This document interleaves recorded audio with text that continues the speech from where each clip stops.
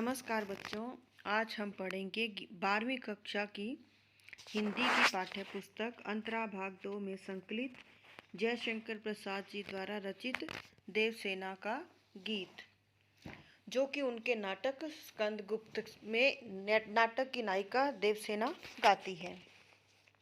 तो चलिए शुरू करते हैं। पहले हम गीत का सार देखेंगे और उसके बाद इसकी प्रसंग सहित व्याख्या और फिर प्रश्न उत्तर करते हैं। तो चलिए शुरू करते हैं। प्रस्तुत गीत जयशंकर प्रसाद जी के नाटक स्कंदगुप्त से लिया गया है। नाटक की नायिका देवसेना नाटक के 5वें अंक के 6ठे दृश्य में यह गीत गाती है। देवसेना मालवा के राजा बंधु वर्मा की बहन है तथा राजकुमार स्कंदगुप्त से प्रेम करती है, परंतु स्कंदगुप्त मालवा के धन्ना सेठ की बेटी विजया से प्रेम करता है, इसलिए देवसेना के प्रेम प्रस्ताव को ठुकरा देता है। देवसेना के भाई का सारा परिवार हूणों द्वारा मार डाला गया है। वह राष्ट्र सेवा के लिए अपने प्रेम को भी त्याग देती है। नाटक के अंत में स्कंदगुप्त देवसेना के प्रति प्रेम निवेदन करता है, परंतु देवसेना उस समय प्रौढ़ावस्था तक पहुंच चुकी है और संसार से विरक्त हो चुकी है, इसलिए वह उसके यह प्रस्ताव को ठुकरा देती है। देवसेना अपने प्यार की असफलता के कारण अपने मन की निराशा और पीड़ा का वर्णन करती हुई यह गीत गाती है।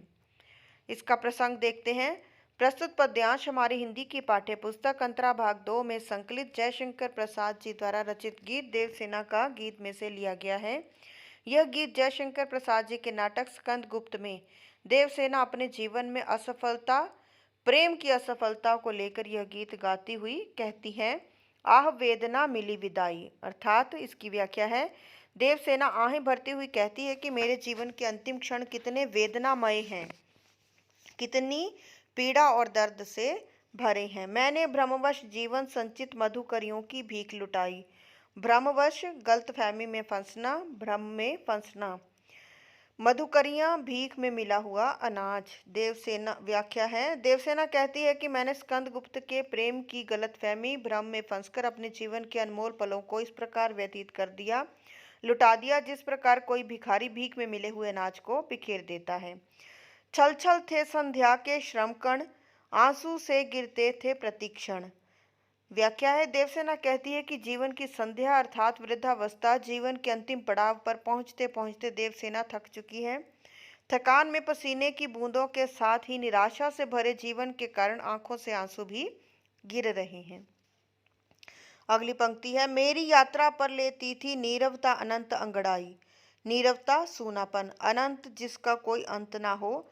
व्याख्या है, देवसेना कहती है कि मेरे इस जीवन में कभी न खत्म होने वाला सूनापन करवटें बदलता नजर आता है, अर्थात मुझे अपने जीवन में कोई भी खुशी प्राप्त नहीं हुई। मेरा सारा जीवन निराशा में ही व्यतीत हो गया।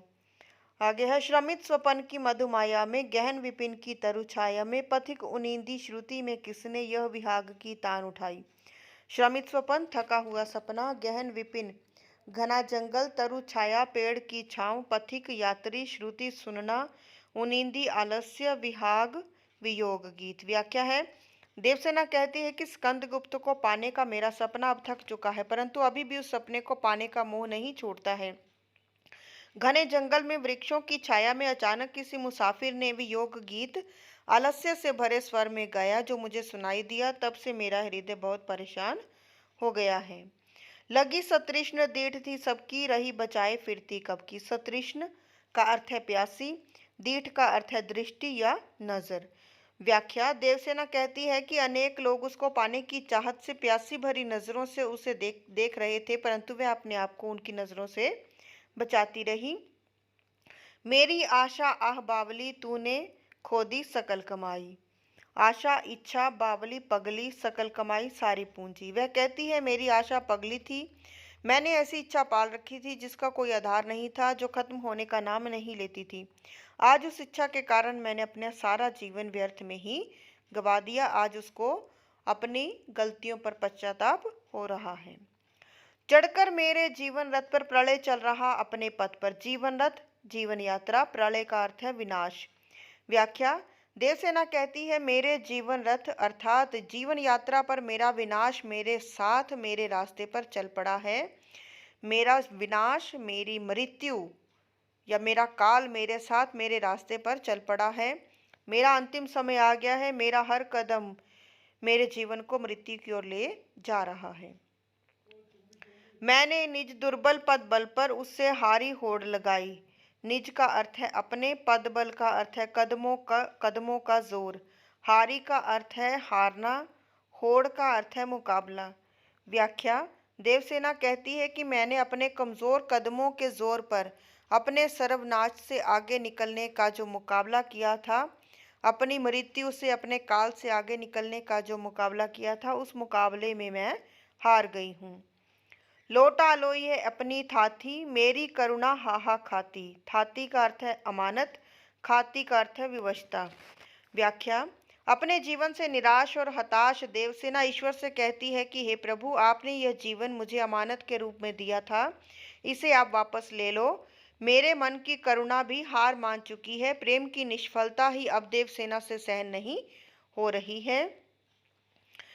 विश्व न संभलेगी यह मुझसे, इससे मन की लाज गवाई। व्याख्या। देवसेना कहती है कि हे विश्व, जीवन के अंतिम क्षणों में निष्फल प्रेम की पीड़ा और वेदना अब उससे संभल नहीं पाएगी। स्कंदगुप्त के निष्फल प्रेम में मैंने लाज भी गवा दी है। मैं अपने नाकामी से भरे जीवन और असफल प्रेम से बहुत अधिक लज्जित हूँ। विशेष है भाषा खड़ी बोली का प्रयोग है, शब्दावली तत्सम शब्दावली है, रस श्रृंगार रस है। श्रृंगार रस में संयोग और वियोग दोनों ही भाव आते हैं, तथा करुण रस है। करुण रस क्योंकि हमें इसमें देवसेना के प्रति दया उत्पन्न होती है, करुणा आती है, इसलिए इसमें करुण रस है। काव्य गुण है माधुर्य और प्रसाद, काव्य गुण है। अलंकार। मधुकरियों की भीख में रूपक अलंकार है, आंसू से में उपमा अलंकार है, पथ पर हारी होड़ में अनुप्रास अलंकार है। चलते हैं इसके प्रश्न अभ्यास की तरफ। पहला प्रश्न है, मैंने भ्रमवश जीवन संचित मधुकरियों की भीख लुटाई। पंक्ति का भाव स्पष्ट कीजिए। इस पंक्ति में देवसेना कहती है कि मैंने स्कंदगुप्त के प्रेम की गलतफहमी भ्रम में फंसकर अपने जीवन के अनमोल पलों को इस प्रकार व्यतीत कर दिया, लुटा दिया, जिस प्रकार कोई भिखारी भीख में मिले हुए अनाज को बिखेर देता है। और देवसेना अपने जीवन में की गई गलतियों के लिए पछता रही है, आज पश्चाताप कर रही है। दूसरा प्रश्न है, कवि ने आशा को बावली क्यों कहा है? उत्तर है, कवि ने आशा को बावली इसलिए कहा है क्योंकि इसको पूरा करने वाले व्यक्ति को कुछ और दिखाई नहीं देता, वह केवल भ्रम में रहता है और अपना सारा समय आशा को पूरा करने के लिए गंवा देता है। कवि ने यहाँ आशा को बावली इसलिए कहा है क्योंकि देवसेना भी स्कंदगुप्त के प्रेम के भ्रम में फंसकर अपना सारा समय गंवा देती है। जीवन के अंतिम पड़ाव पर आकर उसे अपने जीवन में की हुई गलतियों पर पश्चाताप होता है, जिसकी क्षतिपूर्ति करना अब संभव नहीं है। तीसरा प्रश्न है, मैंने निज दुर्बल पद बल पर उससे हारी होड़ लगाई। इस पंक्तियों में दुर्बल पद बल और हारी होड़ में निहित व्यंजना स्पष्ट कीजिए। उत्तर है, देवसेना जानती है कि वह कमजोर कदमों के जोर पर प्रलय का सामना नहीं कर सकती, उससे जीत नहीं सकती, परंतु फिर भी वह उससे प्रतियोगिता करती है। हारी होड़ में व्यंजना निहित है कि देवसेना अपनी हार को निश्चित मानती है, परंतु वह फिर भी कठिनाइयों से लड़ती है और उनका मुकाबला करती है। उसके भाई का सारा परिवार हूणों द्वारा मार डाला गया है।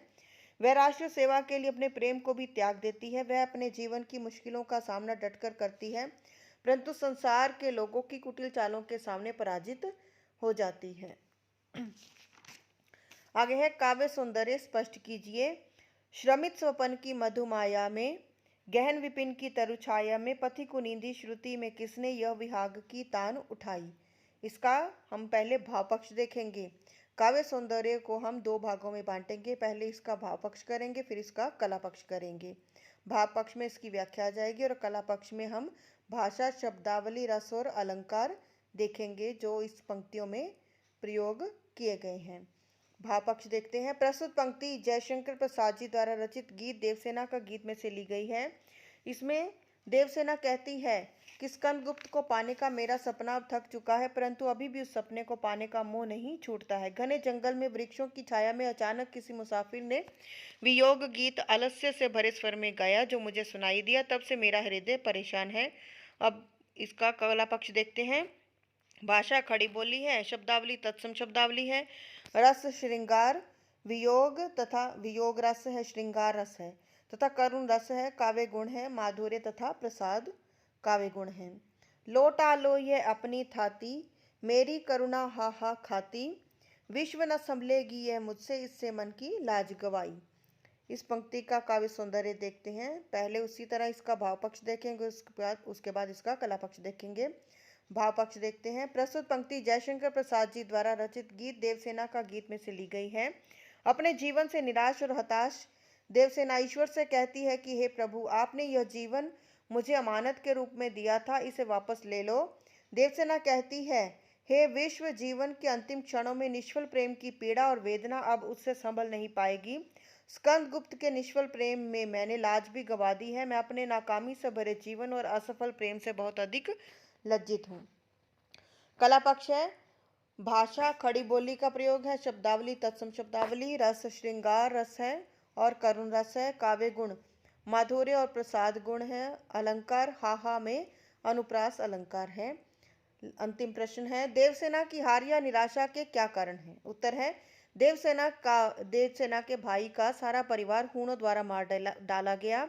वह राष्ट्र सेवा के लिए अपने प्रेम को भी त्याग देती है। वह अपने जीवन की मुश्किलों का सामना डटकर करती है। देवसेना कहती है कि मैंने स्कंद गुप्त के प्रेम के भ्रम में फंसकर अपने जीवन के अनमोल पलों को बर्बाद कर दिया है। जीवन के अंतिम पड़ाव पर आकर उसे अपने जीवन में की हुई गलतियों पर पश्चाताप होता है, परंतु उसकी पूर्ति करना अब संभव नहीं है। इसलिए देवसेना अपने जीवन से हार गई है और निराशा अनुभव कर रही है। उम्मीद है आपको यह कविता अच्छे ढंग से समझ आ गई होगी। तो अगर आपको मेरा वीडियो अच्छा लगा तो आप इसे लाइक करें, शेयर करें और मेरे चैनल को सब्सक्राइब करें। जय हिंद।